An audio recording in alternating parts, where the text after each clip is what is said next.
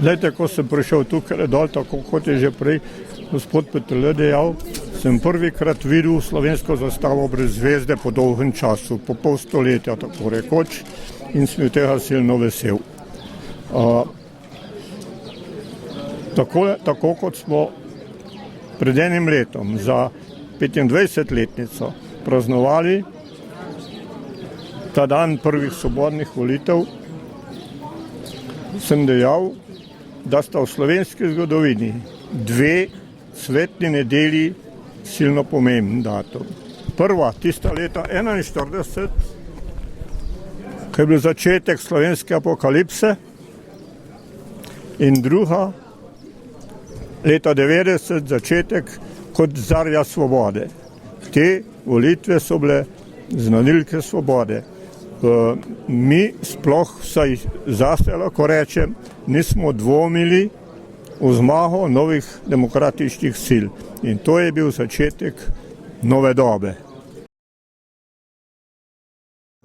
Poglejte, mi smo, lahko trdim, zmagali brez medijev. Brez podpore medijev je to, torej ljudstvo si je želelo sprememb in zato je glasovalo za stranke Demosa in kot očitno je največ zaupanja doživela prav krščanska demokracija skupaj s Kmečko zvezo, z minimalnimi razlikami med tema dvema skupinama.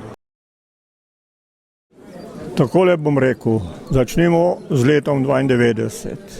Začetek vsega tega, kar imamo, je v tistih dogajanjih spomladi leta 92, ko je levi del Demosa paktiral s komunisti z praktično edinim namenom izriniti z vlade krščanske demokrate, torej izriniti krščansko demokracijo na politično obrobje. In rezultat tega je to, kar imamo. In sedaj, če bo ta narod, ta država hotela priti, kot rečemo, na zeleno vejo, je treba vedeti tole.